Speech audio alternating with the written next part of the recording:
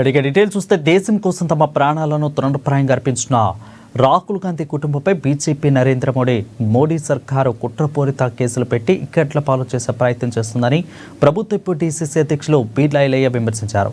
యాదాద్రి భువనగిరి జిల్లా భువనగిరి కేంద్రం బాబు జగజ్జీవన్ రామ్ సెంటర్లో కాంగ్రెస్ పార్టీ శ్రేణులు ఆందోళన కార్యక్రమం చేపట్టారు.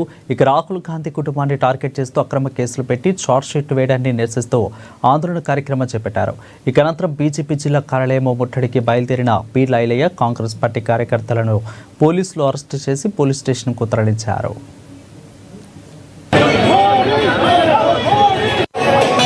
ప్రాణ త్యాగం చేసి స్వతంత్రం తెచ్చి భారతదేశంలో ప్రజాస్వామ్యాన్ని కాపాడుతున్నటువంటి గాంధీ కుటుంబాన్ని ఇలా దోషులుగా చిత్రీకరించడానికి మోడీ గారు చేస్తున్నటువంటి కుట్ర ఇలా ప్రజాస్వామ్యాన్ని కూని చేసి ఈసీని, సిఐడిని, సిబిఐని అడ్డంగా పెట్టుకొని ఒక త్యాగాల కుటుంబాన్ని ఇలా నేషనల్ హెరాల్డ్ కేసులో ఛార్జిషీట్ వేయడం చాలా దారుణం.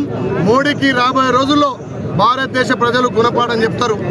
ఇలా గాంధీ కుటుంబం అంటే ప్రాణ త్యాగాలు చేసి దేశం కోసం సర్వం త్యాగం చేసినటువంటి కుటుంబాన్ని ఈ రకంగా మీ చేతిలో రాజ్యాంగాన్ని తీసుకొని మీ చేతిలో సిబిఐ, ఈడీ ఉందని చెప్పి, ఈసీ ఉందని చెప్పి ప్రజాస్వామ్యబద్ధంగా చేయాల్సినటువంటి వాళ్ళను మీ గుప్పెట్లో మీ జేబులో పెట్టుకొని ఇలా గాంధీ కుటుంబాన్ని బదనాం చేస్తున్నారు. రాహుల్ గాంధీ గారి ఆలోచన దేశ ప్రజలంతా ఏకం చేయాలి, దేశంలో ప్రజాస్వామ్యాన్ని కాపాడాలి.